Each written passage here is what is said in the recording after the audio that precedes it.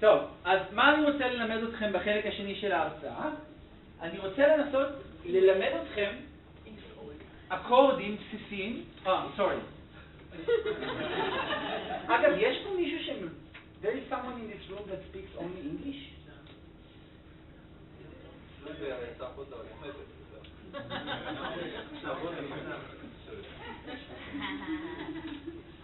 Okay, there's one person in this room that speaks English. Okay. So the first thing that I'll try to teach you is what is the basic chords and chord progression, and I'll kind of do a survey on the different types of different chords.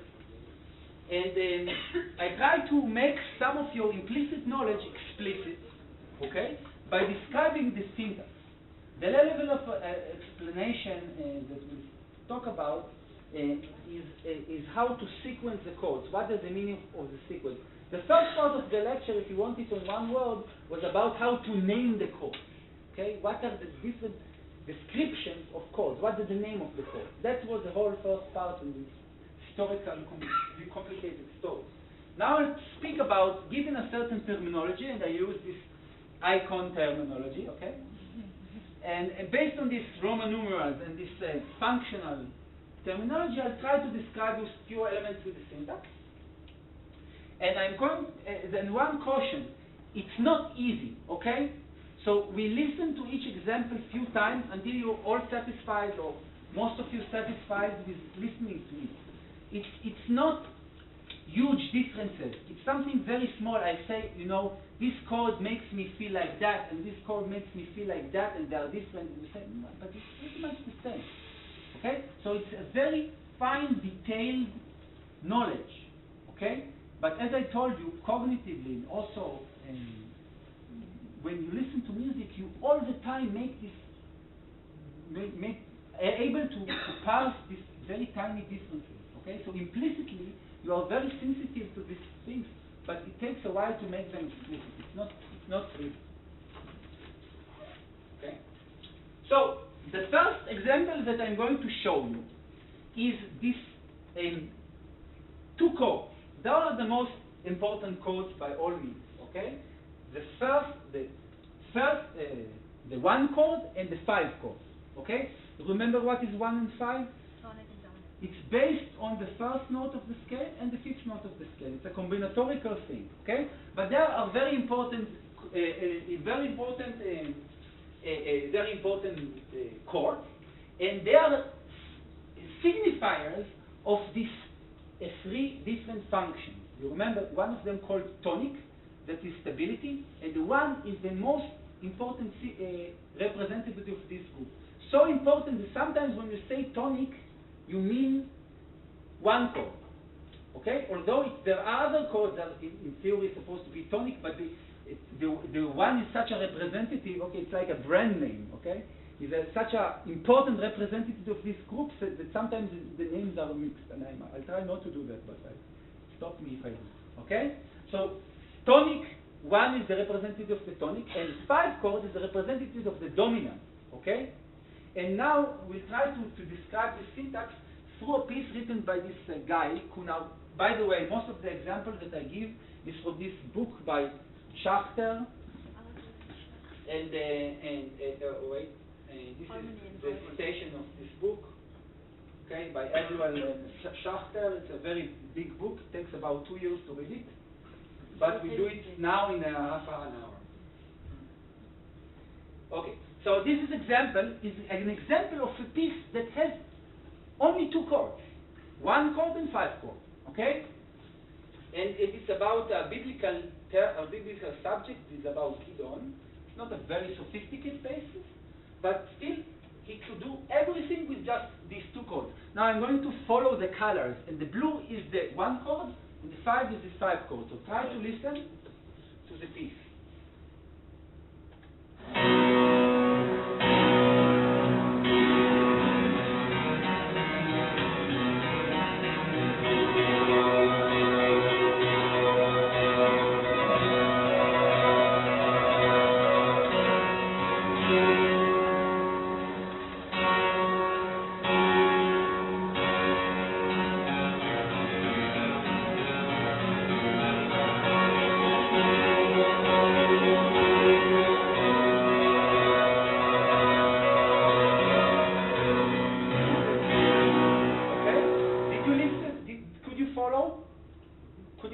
roughly. So basically, there were only two chords. The whole beginning, tim, trim, tim, this was only one chord. And then in the end of the first phrase, there was tim, tim, and then there was another chord. And it was the first chord, and then 5 chords. And the 5 chord, the tension is leading to the 1 chord. But now the 1 chord leads to the 5 chord. So what happens? We get some kind of a question mark, okay? Some open thing here, okay? Because instead of 1 leading to 5, we got, instead of 5 leading to 1, we got 1 leading to 5.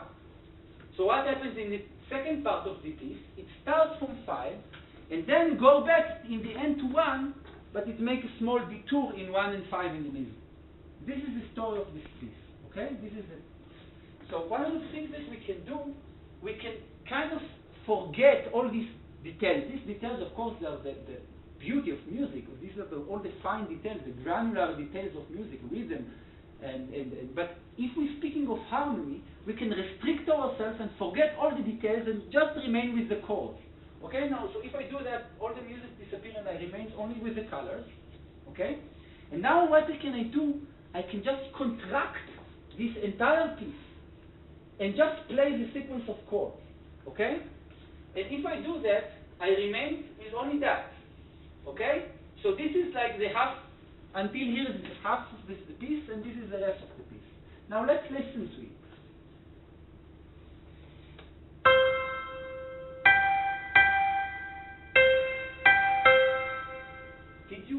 Could you make the link? It's not obvious. Okay? But if we had more time, we would listen to the entire piece and try to hear the reduction.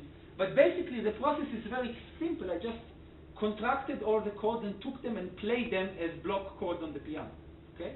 So this is called reduction. In a way, it's a representation of the harmonic structure. Okay? And in a way, we can think of music, if we think of hierarchical levels, we can think of music as kind of enfolding, opening up this reduction. Or another way, we can think of the way to describe the higher level structure of music is making this reduction. Okay, so it's working these both two ways. It's kind of a higher level representation of this music. And in the process of this next slide, I'm going to show you many reductions, because they help to understand what's going on without these details that are, of course, very important. That's all the beauty of music. But if you want to know the skeleton of it, we need to reduce them. Okay, that's exactly what we do when you look in a plan of a house. Okay, we don't see the ceiling, we don't see the colors, we just see where are the rooms. Okay, so this is kind of reduction. It's the architectural planning of the piece. We can shorten significantly the piece by this. Okay, so 1 is stability, 5 is distability, tension leads to 1. Okay, 1 is the function is tonic, 5 the function is dominant. Now there is other thing. There are this other thing. Okay, and this other thing is there's a big debate, but that's the function that some people call subdominant. And this subdominant is something else. Now, I'll give you an example, beautiful example from Lied by Schumann, the end of the Lied. And I want you to listen. There are these tonic and dominant that we already know. Okay, we will know them. And then the second chord in the sequence, and the 1, 2, 3, 4, the green one, okay, is the something else. So let's try to listen to this something else.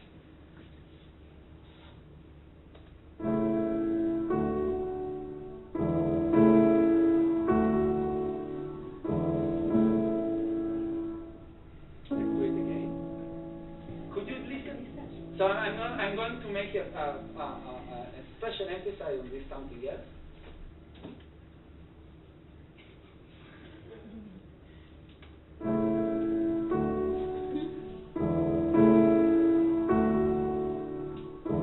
Okay, if I sing to it, T, T,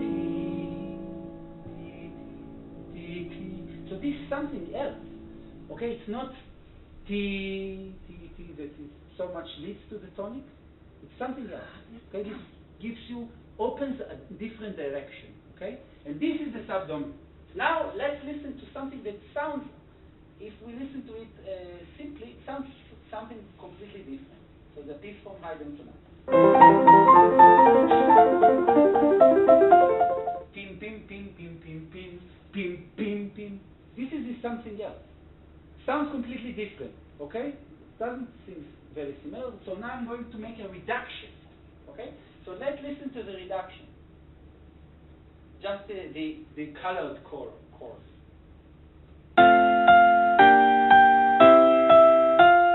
Listen to the original and then the reduction. Now the reduction.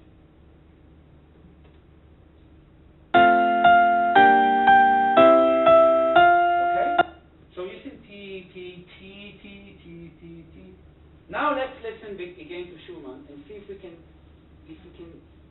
spot this thing.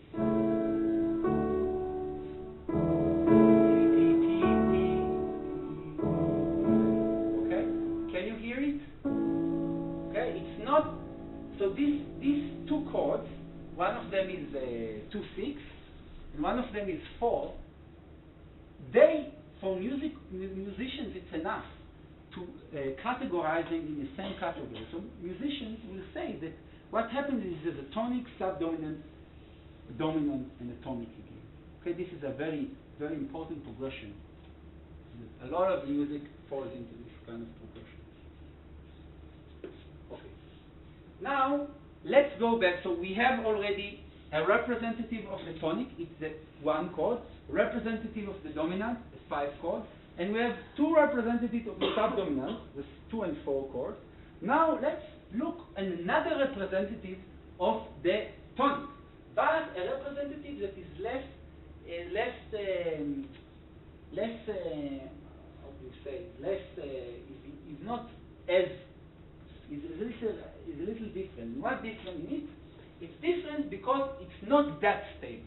It's stable. It can end the phrase, but it's not that stable. Okay? So now we are going to listen to this tiny difference between stable and not that stable. Okay? So let's listen first to the Mozart Piano Sonata in the context. Okay? So just listen to the music and you'll listen later to the place. But I want you to give you the context, how it sounds in real life. Okay?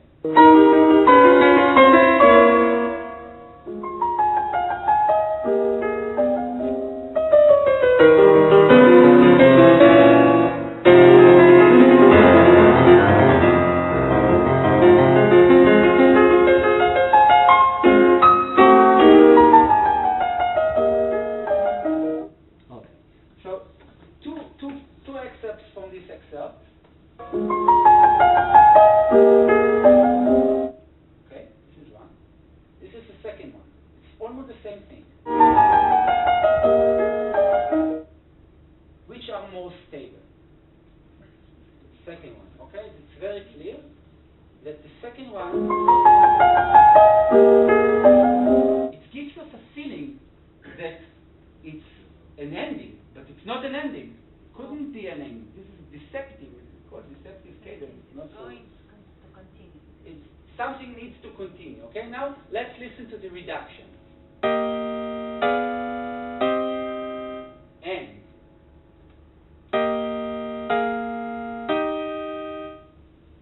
Very clear. Okay. Okay. So this is this tonic, which is not as tonic as tonic. Now, in order to continue this description, I want to describe you another phenomenon. So, in the first lecture, I told you about scales, and also Ron mentioned that at his last lecture. And he said that the chords are built from the notes of the scale, okay? With this trick, combinatorical trick that I showed you in the demo. You take the first 3 and 5 notes, and then, okay, all this by the Roman numeral structure. Okay, but we can also borrow chords from different scales. How we do that? And the essence of this process is the most important thing. We do that by taking a certain chord and look at it as if it is a tonic, the specific chord, as if it is a tonic of a different scale.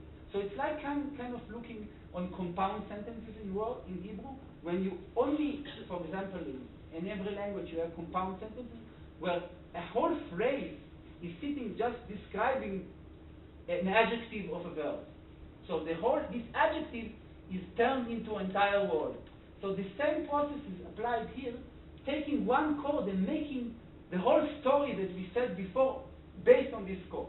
Okay? And then we can also borrow from the scale of this chord chords to our world. Okay? So we can do that by just borrowing one chord at a time, and we can do that by borrowing many chords. Okay? And we can do that, and then it will be some kind of compound sentence, or we can start in one scale and then go to completely different scale. Okay? So let's start from the most simple thing, is just borrowing one chord. Okay? So what are the chords we are going to borrow?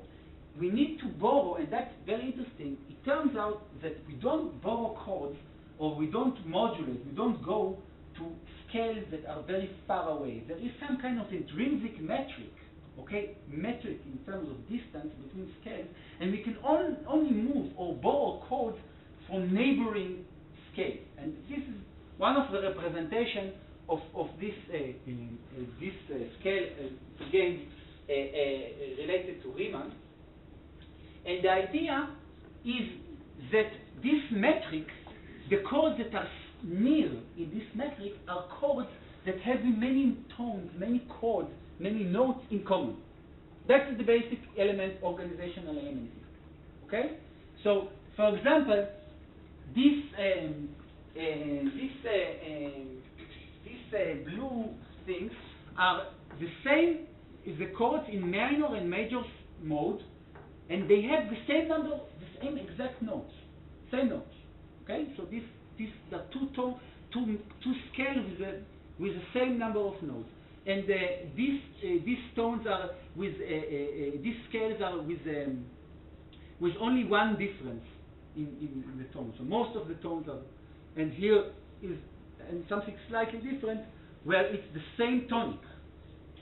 Slightly different notes, but the same tonic. So one of them is C major and one of them is C minor. Okay, so I don't want you to get all to the details, but just that there is some logic. What is the closed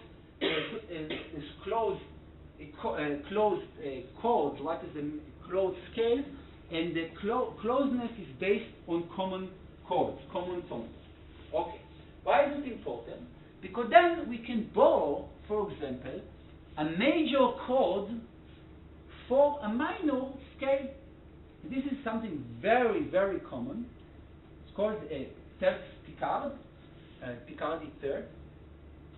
And the idea is that we take in a minor scale the final note from the major scale. Why? Because you remember, major scales are more happy, they are more stable in a way. So we want to have to finish on a happy situation. So let's see what happens if we don't finish on a happy chord. Okay? So let's try it. Bach, Jesu meine Freude, a very, very famous chorale.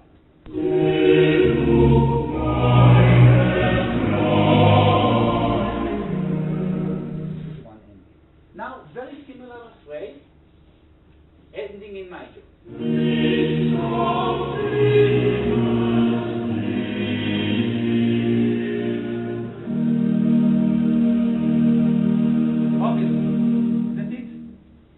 More stable, it's more an ending. Okay? So this is, but this chord is not in the scale of this chorale. It's a little problematic, but say this is a minor chorale, okay? And in this chorale, it's a minor chorale, and this chord is not part of this system, okay? But we borrow it from the major. Why? Because it sounds good. It sounds like an ending. But there is something more sophisticated. We can take a chord progression and borrow for each chord the dominance of this chord. So let's start with the chord progression, okay? I'm let you listen to the chord progression written in the yellow places here, okay? Just the yellow places. Let's listen to this chord. This is a perfectly valid chord progression.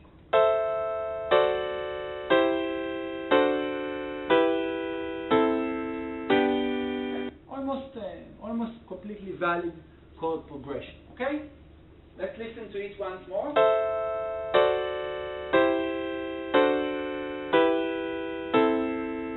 Now let's add, for in these places, a fifth of this scale degree. Let's do it.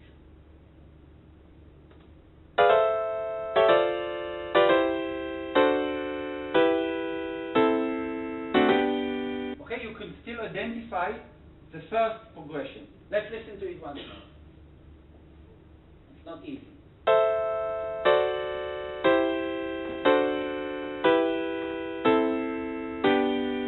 Now adding the secondaries.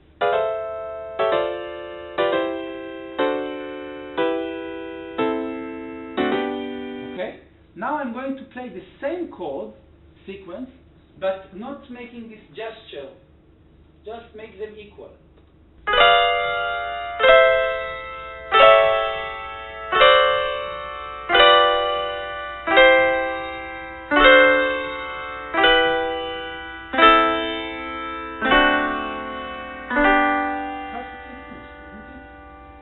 We haven't noticed that these chords were borrowed from somewhere else.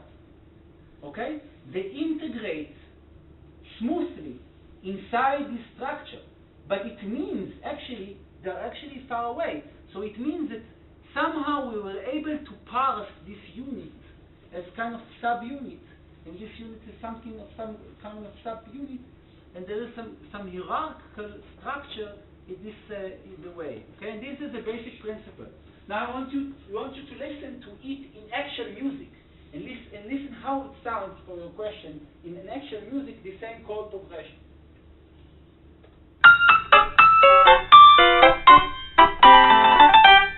Okay, so eventually it's just flowing and very vivid music by Mozart. Okay, but you can still listen to this kind of thing. Okay, so one of the last techniques that I'll speak about is something that is called modulation. And in this technique, what we do, we start from one scale and end up in a completely different scale. Okay? So let's listen to this chord progression. It starts in a B flat major and ends in G minor. Okay? Let's listen to it.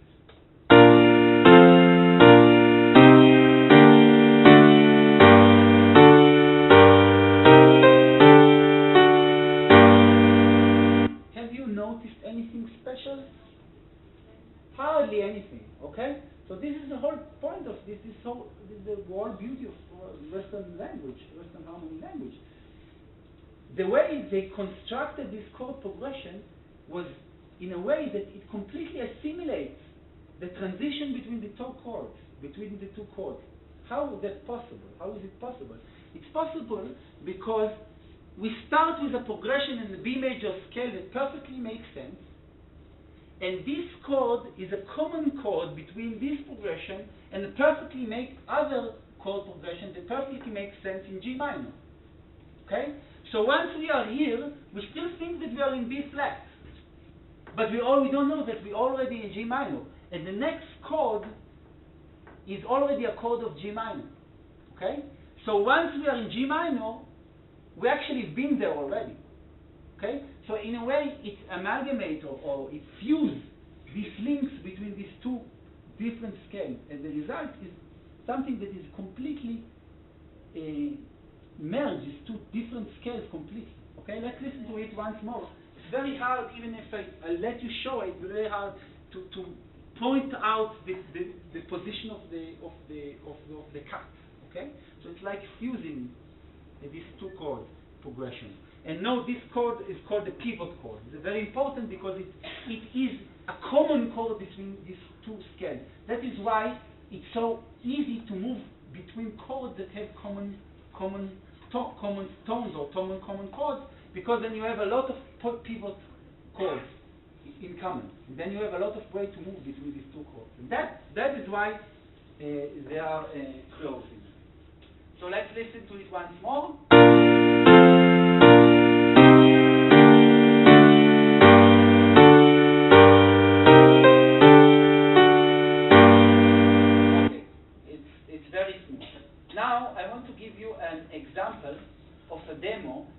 show that in actual music, in this case a prelude, a nocturne by Chopin. And what is so nice about this demo is that it shows you the different scale degrees as kind of planets centered around a scale that is this kind of sun in this planet system. But then there is other planet system for other scales, and after a while, that it's in E major, it moves to different planets and show you the modulation. And every single modulation here is using this common pivot chord. Every single modulation is following the rules of fusion that I told you. That is why Chopin is able to move so fast, you see it, between different fast scales, because he's always using this trick to connect these chords.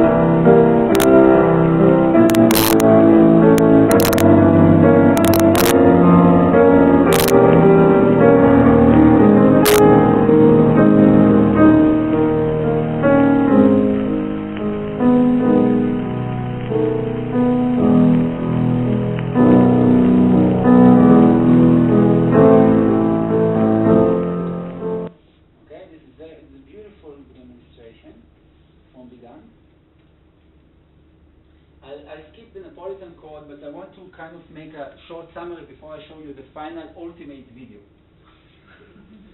So, what we learned so far about the syntax is that different chords have different functions. Example, tonic dominant and subdominant. That chord can be borrowed from neighboring scales. Example is this 5 of 5, okay, this phenomenon that we spoke about when we said about this example of Mozart. Or modulate to completely different scale, as we see in the example by Chopin. I didn't speak about it, but you'll see that theory does not cover everything. And some chords and some chord progression are still the same thing as in the Baroque period, can just be described as a list of cases. Okay, so this is, I didn't demonstrate it, but some of the theory, it's not that the theory describes all the phenomena. After all, there are some cases that are completely just a list of cases, case uses, okay, as an exception in language, or. But we didn't get to it so much. It's a complicated syntax. The differences are hard to detect. Not always it was a big difference. But we all understand most of it implicitly, and after that I could make it explicitly. You all agreed about my assumptions, okay? It was not very loud about not agreeing with them. So I just want to finish with the final quiz. So the final quiz of this lecture would be again a movie of this kind, beautiful movie, and you'll see that all the players that we spoke about, okay, all these chords and call this 5 of 5 and all these different and 6 chords as a deceptive cadence, all of them appear in this piece of music. What's nice here that it really makes a very intimate connection with the text and the emotional impact that this music tries to convey. And so I hope I have it.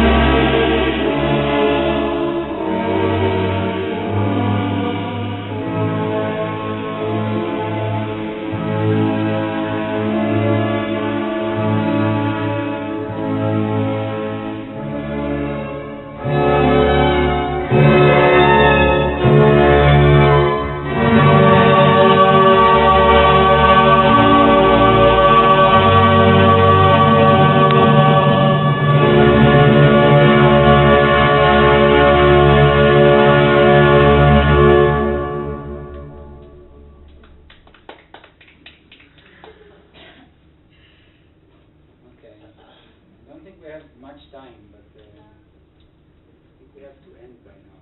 If you have questions, just feel free to ask them.